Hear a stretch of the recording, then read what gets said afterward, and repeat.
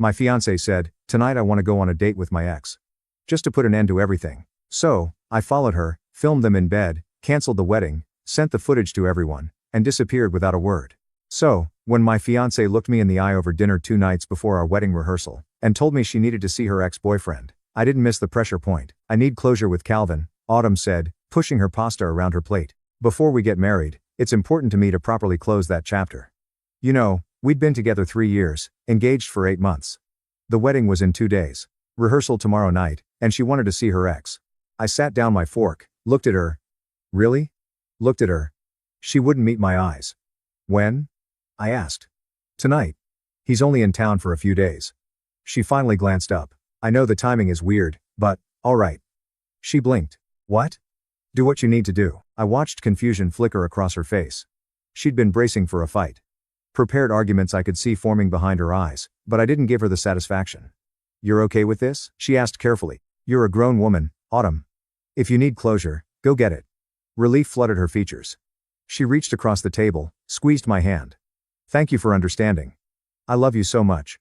This doesn't change anything between us." "I know," I said. She kissed me at the door around 9 p.m., already texting someone. Him probably told me not to wait up. Then she was gone. Heels clicking down the hallway to the elevator. I waited exactly 5 minutes. Then I grabbed my car keys, phone, and portable charger. I'm an engineer. I believe in verification. Following someone is easier than movies make it look. You just stay 3 cars back and don't do anything stupid. Autumn drove to Marcello's Italian place downtown. Intimate lighting. The kind of restaurant where you go for dates. Not closure. I parked across the street. Watched through the front window. Calvin was already there. Mid-30s, decent suit, the kind of guy who probably describes himself as an entrepreneur. They hugged when she arrived. Not a friendly hug. A long one. His hand on the small of her back, her face buried in his shoulder. They sat at a corner table. Ordered wine. She laughed at something, he said, touched his arm. He leaned in close when he talked. "That's not what closure looks like." I sat in my car for 90 minutes, watching them through that window. My phone kept buzzing.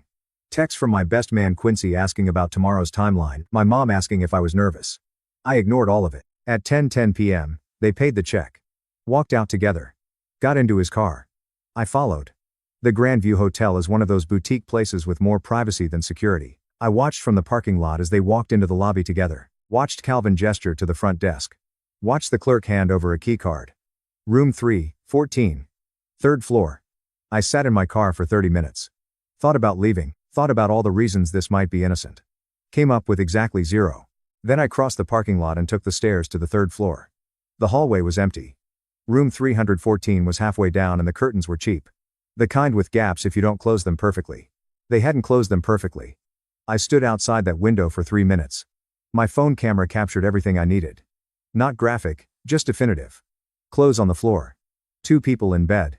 Autumn's face visible in profile, his hand in her hair. The timestamp glowed in the corner of my screen. 11:13 p.m. I backed the footage up to 3 cloud accounts before I even got back to my car. Downloaded it to a flash drive I kept in my glove box. Then I drove home. Our apartment was dark, empty. I sat at the kitchen table with my laptop and started making a list, a very specific list. At 4:13 a.m., I heard her key in the lock. She tiptoed inside, stopped when she saw me sitting there on the couch, laptop open, fully dressed. "Baby, you're still up." I closed the laptop calmly, just going over some wedding details. Couldn't sleep, too excited. Her whole body relaxed. She crossed the room, kissed my forehead. "Me, too. I love you so much." "I know," I said. She disappeared into the bedroom, humming softly. Happy, I looked back at my laptop screen. The draft email to the venue coordinator was still open. "When Autumn reaches the altar, give her this envelope. Tell her it's from me. Make sure she opens it there in front of everyone." I hit send. I didn't sleep. Didn't see the point. Instead, I spent the next 4 hours finalizing everything. By the time the sun came up, I had a plan that would have made my project managers proud. Every variable accounted for, every contingency covered. Autumn's alarm went off at 9:30. I heard her moving around in the bedroom, getting ready. I was already dressed, coffee in hand, standing by the door, heading out early. She called from the bathroom, meeting with the caterer. I said, "Last-minute details. See you at rehearsal tonight." She appeared in the doorway, hair messy, wearing one of my old t-shirts. Smiled at me like she hadn't spent half the night in another man's bed. "Love you," she said. "Love you, too." I meant it when I said it 3 days ago. Now, the words tasted like copper. The venue coordinator's name was Stephanie. I'd met her twice during planning. Efficient, professional, the kind of person who didn't ask unnecessary questions. I found her in her office at the Belmont estate going over seating charts. Hugo, everything okay? I need a favor. I pulled out an envelope. Inside was the flash drive and a handwritten note. Tomorrow, when Autumn gets to the altar, I need you to give her this. Tell her it's from me. Stephanie frowned. I don't understand. You'll be right there. I won't be. I set $800 on her desk. This is for your discretion. Make sure she opens it at the altar in front of everyone. That's the only instruction that matters. She stared at the money, at the envelope, at me. Hugo, do we have an agreement? She hesitated, then pocketed the cash. Yeah, we do. Next stop, my landlord's office. I terminated our apartment lease effective immediately. Lost the security deposit, $2,400 down the drain. Didn't blink, then the bank. Separated all joint accounts. Transferred Autumn's contributions back to her personal account. Kept mine fair to the cent. No one could say I stole from her.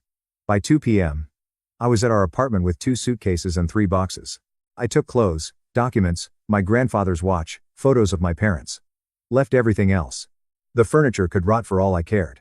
I loaded my car, drove to Quincy's place, and parked it in his garage. You're freaking me out, man.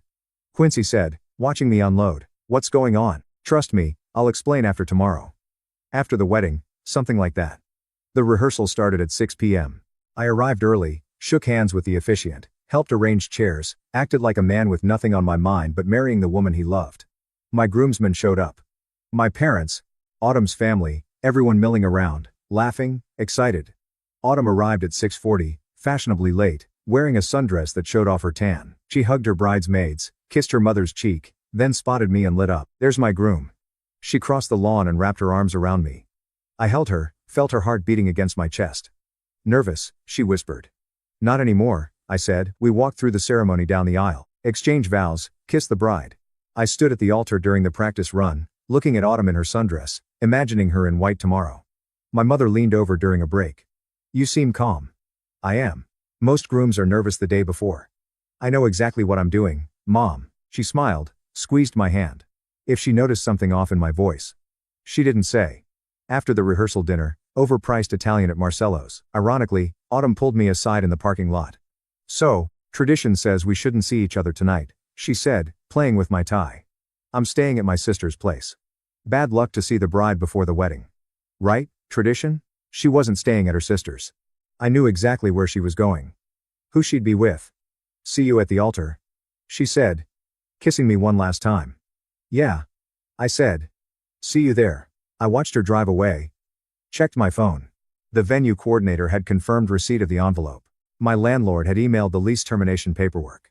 My new phone burner prepaid was charging in my car. I went back to the apartment one final time, took my grandfather's watch off the nightstand, left my key on the kitchen counter next to a half-empty bottle of wine from our anniversary. Then I got a hotel room across town and texted Quincy for my new number. Tomorrow, no matter what happens. Don't ask questions. Just trust me. He replied immediately, dude, what the hell? I didn't respond. Just turned off my old phone and threw it in the nightstand drawer. My alarm went off at 6:30 a.m.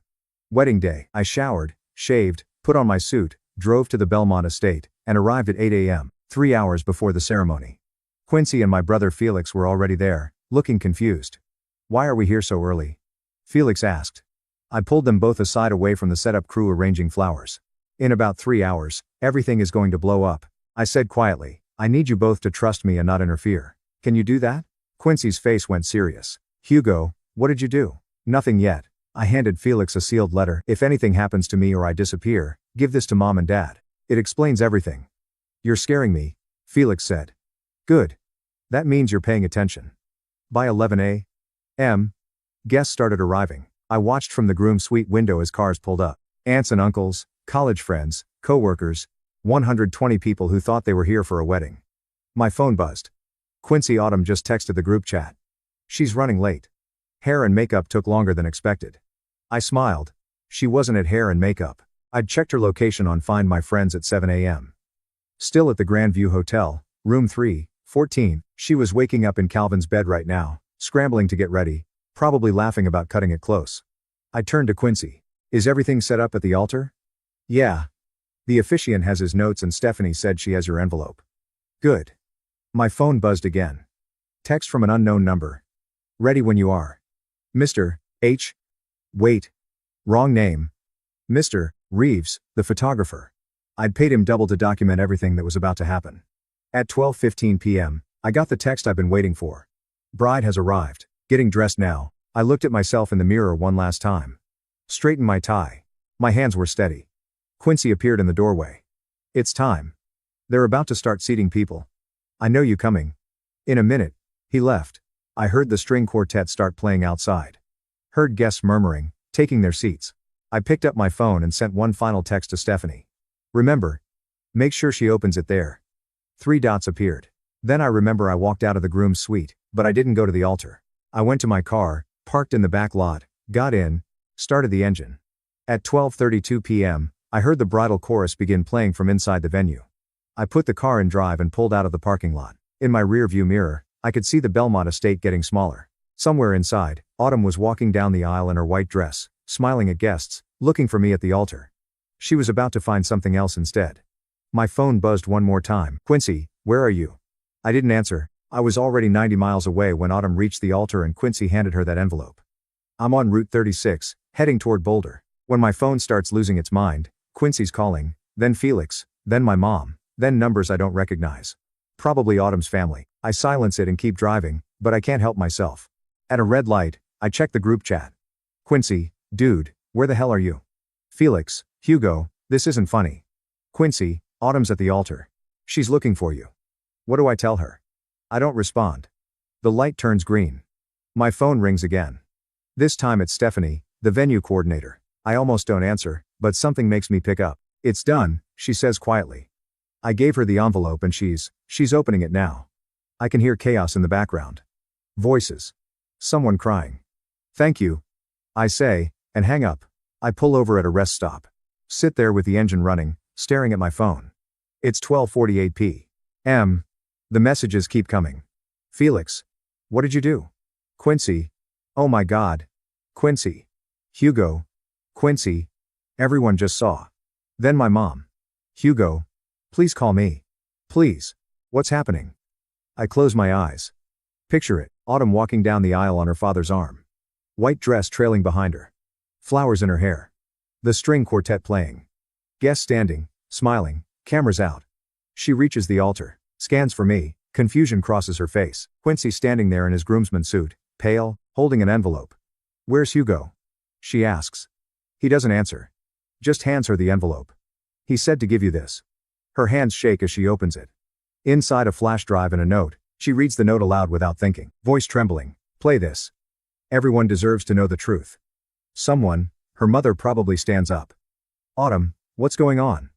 Quincy's already setting up the laptop, the one I made him hide under the altar flowers. He's not happy about it, but he's doing it because I asked him to, because somewhere deep down he knows I wouldn't do this without a reason. Hugo left instructions. Quincy says quietly. His voice probably cracks. He was supposed to be my best man, not my messenger. Autumn inserts the flash drive. The screen comes to life. My phone buzzes. Text from the photographer. Got everything. You weren't kidding. Another buzz. Unknown number. This is Autumn's sister. You're a coward. Another. My dad. Son. We need to talk. Where are you? I watch them roll in. Don't respond to any of them. Quincy. Her mom is screaming. Quincy. Her dad just stormed out. Quincy. My mom is crying. Quincy. Dude, half the guests are leaving. Quincy. Autumn's on the ground. Quincy. She keeps asking where you are. I put the phone face down on the passenger seat. Stare out at the highway. The video was 90 seconds long. Timestamp visible. Location visible. Faces visible. No room for doubt. No room for excuses. Just the truth. Playing on loop in front of 120 people. My phone rings. I look at the screen. It's Autumn. I don't know how she got this number. Must have gotten it from Quincy or Felix. It rings and rings and rings. I let it go to voicemail immediately. She calls again. I silence it. A text comes through. Please. Where are you? I can explain. Then another, it wasn't what it looked like. Then Hugo, please. Then I love you. Then please don't do this. 15 messages in 2 minutes. I block the number. Another call comes in. Her sister's phone. Block her mother. Block someone else. Block. My phone is vibrating nonstop. I turn it off completely and throw it in the glove box. The silence is immediate. Absolute. I sit there at the rest stop for 20 minutes watching trucks roll by on the highway. Then I restart the car and get back on the road. I stop for gas outside of Longmont. It's 2:36 p.m. I turn my phone back on just to check if the world has ended. 43 missed calls. 68 texts. I scroll through them. Don't read most, but one catches my eye. Quincy, the venue is empty. Everyone left. Autumn's still here, just sitting in her dress at the altar. Won't move. Won't talk. Her dad had to be held back from punching me because I gave her the envelope. Your parents left without saying anything. I don't know what to tell people. Another from Quincy. She asked me to tell her where you are. I told her, you're gone. New city, new number, new life. She didn't believe me. And one more. She found the second note in the envelope. The goodbye letter. She's reading it now. I closed my messages. In the envelope, underneath the flash drive, I'd included a handwritten note. You wanted closure with him. I'm giving you closure with me. The wedding is cancelled. The vendors are paid. The apartment lease is broken. My phone number is disconnected. Don't look for me, you won't find me. This is goodbye. Autumn. Cold. Final. Unforgettable. Hugo. I imagine her reading those words in her wedding dress. Mascara running. Guests gone. Venue empty except for the mess of abandoned flowers and half-eaten appetizers. My phone buzzes one more time. Felix. Mom wants to know if you're safe. I type back. I'm safe. I'll call in a few days. Tell her I'm sorry she had to see that, but it was necessary. 3 dots appear. Then what she did was screwed up. But this was nuclear. She earned it. I type. No response. I turn the phone off again. By the time I reach Boulder, it's almost 5 p.m. I check into a hotel. Nothing fancy. Just somewhere to sleep. The clerk makes small talk. In town for business. Fresh start. I say, well, welcome to Colorado. I take my key card and head to room 237. Drop my bag, sit on the bed. My hands are steady. My breathing is even. I'm not angry. I'm not sad. I'm just done. Somewhere back in that city, Autumn is probably still trying to call me. Still trying to explain. Still trying to convince someone, anyone, that it wasn't what it looked like. But 120 people saw what it looked like. And what it looked like was the truth. I lie back on the hotel bed and close my eyes. Tomorrow, I'll start looking for apartments. Start my new job in 2 weeks. Start building a life that doesn't have her in it. But tonight, I sleep like the dead. When I wake up, it's 9:13 a.m., the next day. I slept 14 hours straight. I turn on my phone. 217 notifications. I delete them all without reading. Then I open my email. One message from Quincy sent at 3 a.m. She's been calling everyone. Your parents, your coworkers, mutual friends, trying to find you. Trying to get someone to tell her where you went. No one knows. Or if they do, they're not saying. Your mom told her to stop calling. Your dad said if she contacts them again, they'll file harassment charges. She's completely unraveling. Man, her family took her home. I heard her sister had to physically drag her out of the venue because she refused to leave. She kept saying you'd come back, that you were just upset and needed space. She doesn't get it yet. You're really gone. I close the email, open Google Maps, type in apartments for rent, Boulder, Colorado. I find an apartment by noon. 1 bedroom in North Boulder, Mountain View, month-to-month lease. The landlord doesn't ask questions when I pay 3 months upfront in cash. Moving from out of state? She asks. Handing me keys? Something like that. I spend the afternoon at IKEA, buy a bed, a couch, basic kitchen stuff. The kid helping me load the truck asks if I need help assembling everything. I'm an engineer, I say. I'll figure it out.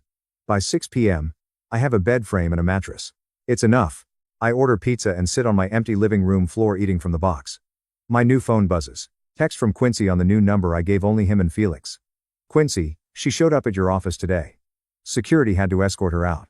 She was crying, asking where you transferred to. They wouldn't tell her. I don't respond. Another text. Your mom called me. Asked if you're really okay. I told her. Yeah. She said she's not mad at you. Just sad. It came to this. I set the phone down. Stare at the empty walls. My mom's not mad. That's something. Day 2 in Boulder. I get my new driver's license. Update my address with the bank. Register my car. I'm erasing myself systematically. The same way you demo a building. Support structures first, then everything else. My phone buzzes while I'm at the DMV. Felix, Autumn's dad, came by the house looking for you. Dad told him you don't live here and to leave. He tried to push past. Dad called the cops. They escorted him off the property. It's getting ugly. Felix also Autumn posted something on social media. Some long thing about mistakes and not getting the full story and asking people to give her grace. Mom said half our relatives commented telling her to take it down. She did after an hour. I almost feel bad. Almost. Then I remember her face when she kissed me goodbye before going to Calvin's hotel. The way she hummed in the shower the next morning, happy, satisfied. The feeling passes. Day 3. I start organizing my new place. Hang pictures, stock the fridge, buy a coffee maker. Quincy calls. I answer. Man, you need to know what's happening. He says without preamble. I don't. Actually, her family is imploding. Her dad's not speaking to her. Her mom canceled their church membership because she's too embarrassed to show her face. Her sister, you remember Whitney? She told Autumn she's disappointed beyond words and hasn't answered her calls in 2 days. I'm assembling a bookshelf. The Allen wrench slips and I nearly strip a screw. That's not my problem, I say. Calvin ghosted her. I pause. What? She tried calling him after everything went down. Blocked on everything. Guy wanted an affair, not the aftermath. She's completely alone now. Good, I think, but I don't say it out loud. How do you know all this? I ask Whitney. She's pissed at Autumn, but feels bad for her. Been updating me. I think she's hoping I'll tell you and you'll I don't know. Reach out or something. I won't. Yeah, I told her that. Silence on the line. You doing okay? Quincy asks quietly. I'm fine. You don't sound fine. I'm eating, sleeping, working out. I'm functional. That's more than fine, Hugo. I got to go. Talk later. I hang up. The bookshelf goes together in 20 minutes. I stand back and look at it, perfectly level. No wobble. Some things are just about following instructions. Day 4. I go for a run. 5 miles through boulder trails. Mountains in the distance. Air so clean it hurts. I come home and check my old email, the one I haven't deleted yet. Just stop checking. 47 unread messages from Autumn. Subject lines. Please read this. I'm so sorry. Can we talk? I'm begging you. I need help. I hover over the delete button. Hesitate. Open one. Just one. Hugo, I know you won't read this, but I have to try. I don't know what to say except I'm sorry. I'm so sorry. I don't know why I did it. I don't have an excuse. Calvin texted me and I don't know. I felt something and I chased it and I destroyed everything. Everyone hates me. My family won't talk to me. My friends are gone. I lost my job. I couldn't focus. Couldn't stop crying. They put me on leave, but we both know I'm fired. I'm not asking you to forgive me. I'm not asking for another chance. I just need you to know that I know what I did. I know I threw away the best thing in my life for one stupid night with someone who doesn't even care about me. I'm getting help. Therapy. I'm trying to understand why I sabotaged good things. Why I wasn't enough for myself. I hope you're okay. I hope you find someone who deserves you because I never did. I read it twice. Then I delete it. Delete all 47 without opening the rest. She's right about one thing. She never did deserve me. Day 6. I'm at the grocery store when I see a couple arguing in the parking lot. The woman is crying. The guy is yelling. She's apologizing over and over. I walk past them, load my groceries, drive home, but something about it sticks with me. That night, I can't sleep. I lie in bed staring at the ceiling thinking about the last time Autumn and I fought. Really fought. It was 8 months ago about wedding colors. She wanted emerald green. I wanted navy blue. We compromised on forest green. Such stupid small things. And underneath it all, she was already texting Calvin. Already planning her closure visit. Already preparing to blow up our lives. My phone buzzes on the nightstand. Felix, package came for you today. Forwarded it to your new address. Should arrive tomorrow. I frown. I'm not expecting anything. Day 7. The package arrives at 2 p.m. I'm not sure what I'm expecting when I open it.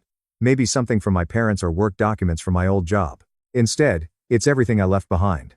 My engagement ring, the one Autumn dropped at the altar, our apartment keys, a printed bank statement showing the joint account closure. Hugo's contributions. $39,329. Autumn's contributions $23,650. Amount returned to Autumn's account $23,650. Exactly. Not a penny more or less. And a receipt $1,200 donation to a domestic violence shelter. The amount I would have spent on my wedding band. Paper clipped to it as a handwritten note in my writing. Words I don't remember writing. Probably at 3 a.m. In that hotel room. I gave you 3 years. You gave me clarity. We're even. I stare at the package contents spread across my kitchen counter. I don't remember packing these. Don't remember writing that note. But I must have. In those frantic hours before the wedding, planning everything. I must have prepared this, too. My phone rings, unknown number. I answer without thinking. Hugo. Autumn's voice broken. Raw. I freeze. I just wanted to hear your voice, she whispers. I'm not asking for anything. I just needed to know you're real, that you're out there somewhere. Silence. I got the package. She continues. Your ring. The keys. The bank statement showing you didn't take a single dollar more than you put in. The donation receipt, the note, more silence. You really thought of everything, didn't you? Her laugh is bitter. Even in destroying me. You were fair. Precise. Perfect. I should hang up. Block the number. End this. But something keeps me on the line. I won't call again, she says quietly. I promise. I just needed you to know that I understand now. You didn't ghost me because you're cruel. You ghosted me because staying would have meant accepting less than you deserved, and you're too smart for that. I hear her take a shaky breath. I hope you find what you're looking for, Hugo. I really do. And I hope she knows how lucky she is. The line goes dead. I stand there with the phone pressed to my ear, listening to the dial tone. Then I see it, a second envelope in the package, one I missed. Small, cream-colored. My name written in Autumn's handwriting. I open it with shaking hands. Inside is a single photograph. It's from our first date 3 years ago. We're at a street fair sharing funnel cake, laughing at something off camera. Her head is on my shoulder. My arm is around her waist. We look happy on the back in fresh ink. I'm sorry I forgot what this felt like. I flip the photo over and over in my hands. Then I walk to the trash can, hover over it. My hand is shaking now.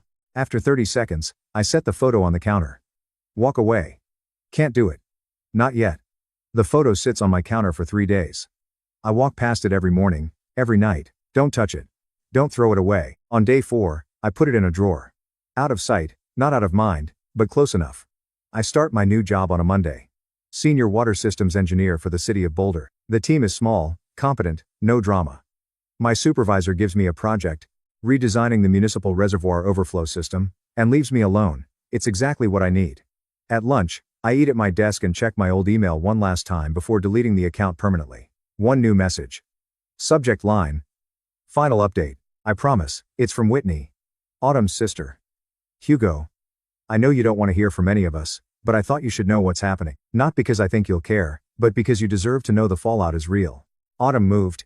Left the state, Arizona.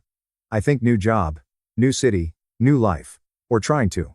Anyway, Dad still won't talk to her. Mom sends one-word texts every few days. I told her I need space. I can't look at her without seeing what she did to you, to our family, to herself. She's in therapy 3 times a week. Started medication. I'm not telling you this for sympathy. I'm telling you because she's paying the price and will be for years. The wedding video, it leaked. Not sure how. Maybe someone at the venue. Maybe a guest. It's on TikTok now. Reddit, everywhere.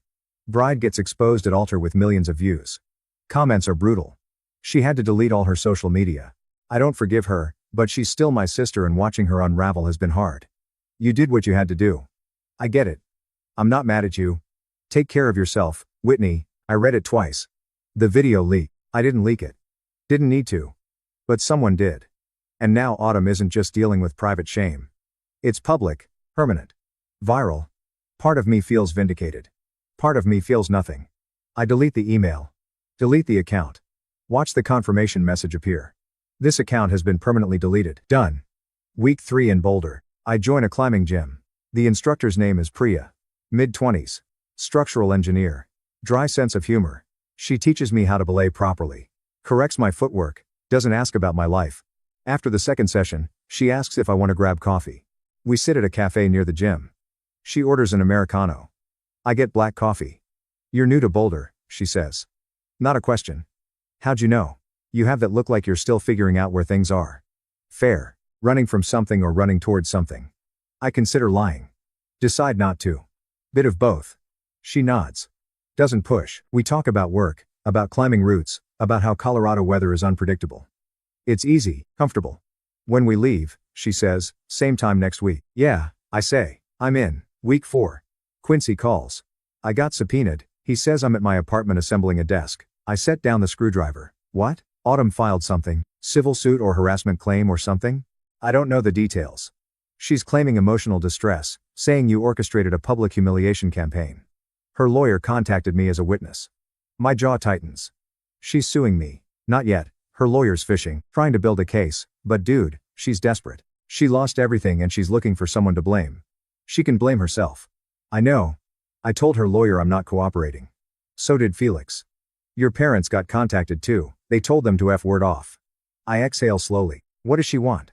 Money, probably, or an apology, or for you to admit you went too far so she can feel less guilty. Quincy pauses. Her lawyer asked if I thought what you did was cruel and unusual. What did you say? I said it was cruel and definitely unusual but justified despite everything. I smile. Thanks. Man. She's grasping at straws. No lawyer's taking this case seriously.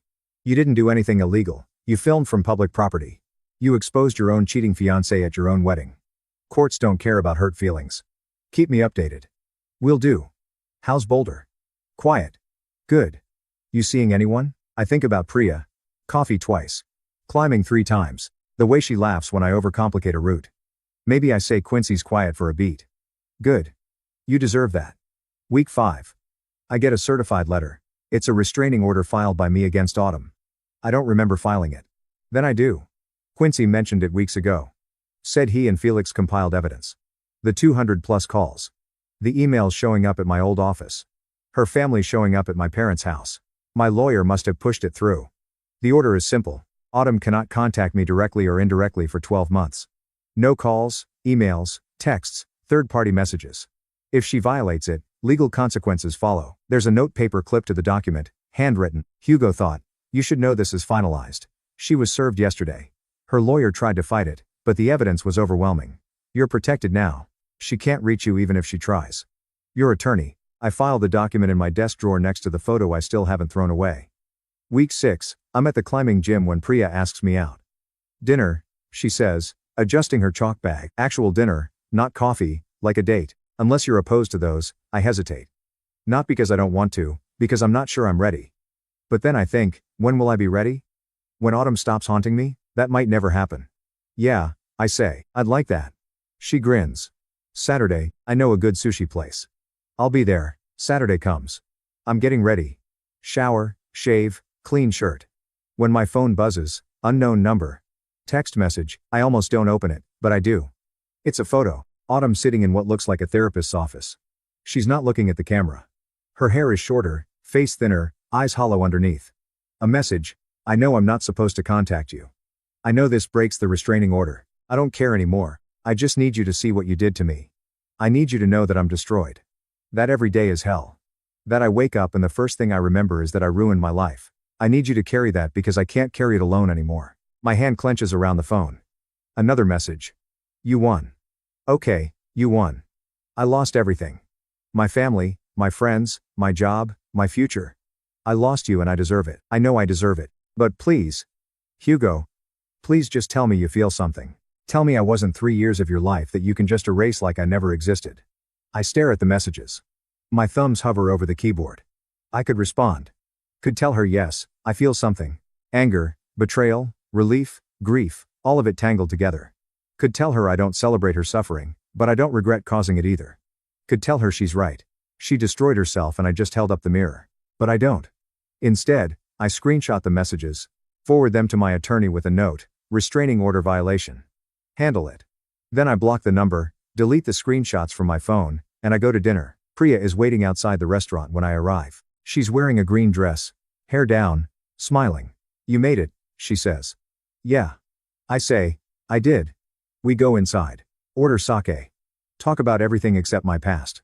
Halfway through dinner, my phone buzzes. Text from my attorney. Violation documented. Pursuing contempt charges. She'll face fines, possibly jail time for violating the order. This is the nail in the coffin. I turn my phone face down. Priya notices. Everything okay? Yeah. I say, everything's fine. And for the first time in 6 weeks, I mean it. But later that night, alone in my apartment, I open the drawer, take out the photo from our first date, look at it one last time. The two of us, young and happy and oblivious to what was coming. Then I tear it in half and throw both pieces away. 3 months later, I'm standing on a climbing wall 40 ft up when Priya shouts from below. You're overthinking it. Just trust the hold. I shift my weight, reach for the next grip, and pull myself up. My fingers find purchase. The wall doesn't care about my past. It only cares if I'm strong enough to keep climbing. I reach the top, ring the bell, rappel down. Priya is grinning when I land. You're getting better, good teacher, I say. Good student. She kisses me. Quick. Casual. Natural. We've been dating for 2 months now. Nothing serious yet. But it's heading that direction. She knows I came from something messy. Doesn't know the details. Doesn't need to be, she asks. Yeah, let me change. In the locker room, I check my phone. Email from my attorney, Hugo. Final update on the contempt case. Autumn plead guilty to violating the restraining order. Judge imposed $5,000 fine and extended the order to 3 years. She's also required to attend court-mandated counseling. Her attorney tried to argue emotional distress, but the judge wasn't sympathetic, said she made her choices and has to live with the consequences. You're fully protected now. She can't contact you until 2029. If she tries, it's immediate jail time. Consider this case closed. I read it twice. Feel nothing, no satisfaction, no guilt, just acknowledgement. I delete the email and head out. That night, Priya and I are at her apartment watching a documentary about free solo climbers. When she asks the question, who was she? I pause. Who? The woman you left behind. She mutes the TV. You don't have to tell me, but I can tell there's someone. The way you flinch when your phone buzzes. The way you're careful about letting people in. I'm quiet for a long moment. Her name was Autumn. I say. Finally, we were together 3 years. Engaged. Wedding was planned. What happened? She cheated. Night before the wedding rehearsal. I found out. Left evidence at the altar instead of showing up. Priya's eyes widen. You ghosted her at your own wedding. Wasn't much of a wedding without a groom. Holy crap, she's quiet processing. That's intense. She earned it. I don't doubt that. Priya turns to face me fully. But you're okay now? Like actually okay. I think about it. Really think about it. 3 months ago I couldn't sleep without seeing Autumn's face. Couldn't eat without remembering dinners we shared. Couldn't exist without the betrayal playing on loop. Now I sleep fine. Eat fine. Exist fine. Yeah. I say I'm actually okay. Good. She kisses my cheek because I like you, Hugo. And I don't want to compete with a ghost. You're not. I promise. And I mean it. The next morning, I'm at my desk working on reservoir calculations when Quincy calls. Saw the news, he says. Contempt charges stuck. Yeah, how do you feel? Honestly, nothing. It's just over. Good. Because I have actual news. He pauses. I'm engaged. I blink. What? To who? Remember Melissa from college? We reconnected at a mutual friend's wedding, ironically. And it just clicked. Proposed last night. Quincy, that's amazing. Congratulations. Thanks, man. And listen, I know things ended badly with your wedding, but I'd like you to be my best man. If you're up for it, I smile. When? Next spring. Small ceremony. Just close friends and family. I'll be there. Awesome. He laughs. Maybe this time we'll actually get through the ceremony without drama. Here's hoping. After we hang up, I stare out my office window. Mountains in the distance. Clear sky. Fresh start. I'm going to stand up at another altar, watch another couple get married, and I won't be bitter. Won't be angry because I'm not that person anymore. That weekend, Felix calls. Mom wants to know if you're coming home for Thanksgiving. Am I welcome? Are you serious? You're her son. Of course, you're welcome. He pauses. She's proud of you. You know, for handling everything the way you did. For not falling apart. I did fall apart. Just not where anyone could see. Well, you're put back together now. That's what matters. I'll be there for Thanksgiving. Good. And Hugo? Yeah. Autumn's parents won't be there. Mom uninvited them last month. Said after what their daughter did, they're not family anymore. I close my eyes. She didn't have to do that. She wanted to. Said you're her priority. Not them. Tell her thank you. Tell her yourself at Thanksgiving. 3 weeks later, I'm back home. My parents' house looks exactly the same. My mom hugs me at the door, holds on a little too long. You look good, she says. Healthy, I am. Dinner is normal. Felix talks about his promotion. Dad complains about politics. Mom asks about Boulder, about my job, about whether I'm seeing anyone. I am, I say. Her name's Priya. She's an engineer. Mom smiles. I'd like to meet her sometime, maybe Christmas. After dinner, Dad pulls me aside on the porch. I'm sorry you had to go through that, he says quietly. What she did to you. No one deserves that. I survived. You did more than survive. You handled it with dignity. He grips my shoulder. I know people think what you did was harsh, but you showed everyone who you are. Someone who doesn't accept betrayal. Someone who knows his worth. I'm proud of you. My throat tightens. Thanks, Dad. We stand there in the cold November air, not saying anything else. Some things don't need words. December arrives. I'm in my apartment wrapping Christmas presents for Priya when my phone buzzes. Email from Whitney Hugo. I'm not breaking the restraining order. I promise. But I thought you should know Autumn's doing better. Not great, but better. She's working as a sales associate at a department store in Phoenix, living in a studio apartment, going to therapy, trying to rebuild. She doesn't talk about you anymore. I think she finally accepted that you're gone, that she can't undo what she did. I'm not asking you to forgive her. I'm just telling you she's learning to live with the consequences. I hope you're happy. Hugo. You deserve it, Whitney. I read it once, then I closed the email and delete it. Autumn's rebuilding. Good for her, but she's not my problem. Not my responsibility. Not my concern. She made a choice, I made mine. We both have to live with it. Christmas Eve, Priya comes to Boulder to meet my parents. It goes well. My mom loves her. My dad grills her about her work. Felix asks if she's got any single friends. After dinner, Priya and I walk through my old neighborhood. Snow is falling light and quiet. Your family's nice. She says they are. Your mom told me what happened with your ex. I tense. What did she say? That you were engaged to someone who didn't deserve you. That you walked away with your dignity intact. That she's glad you found me. She said that. Yep, Priya squeezes my hand. And for what it's worth, I'm glad you found me, too. I stop walking, turn to face her. I'm not perfect, I say.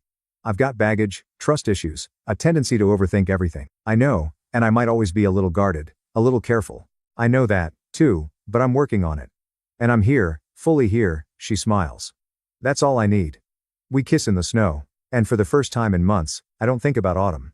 I think about now. About the future that's unfolding exactly the way it should. New Year's Eve. I'm back in Boulder alone in my apartment. I sit on my couch with a beer and think about the last 12 months. A year ago, I was planning a wedding, picking out flowers, arguing about seating charts. 6 months ago, I was standing in a parking lot watching my fiancée walk into a hotel with another man. 3 months ago, I was tearing up a photograph and throwing away the last piece of a life I'd built. Now I'm here alive, functional, happy, even. I don't regret how I handled it. Not the following, not the recording, not the altar reveal, not the ghosting. Some people think I was too harsh, too cold, too final. But I did what I needed to do to protect myself, to preserve my dignity, to show Autumn and everyone else that I know my worth. She wanted closure with her ex before marrying me. I gave her closure with her future instead. Cold. Final, unforgettable, and now I have mine. I'm not the villain in this story, I'm not the victim either. I'm just the guy who saw the truth, acted on it, and walked away without looking back. No second guessing. No what ifs, no regrets. She made her choice.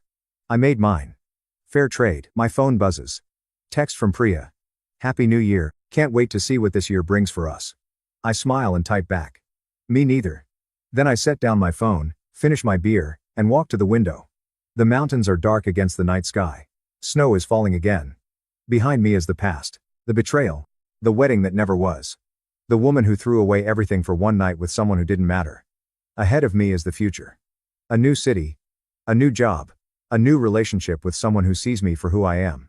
I don't know where it's going. Don't need to. For now, this is enough. I'm free, I'm whole. I'm moving forward. And I'm never looking back again. Thank you so much for watching until the end. If you really like our videos, please don't forget to like, share, and subscribe.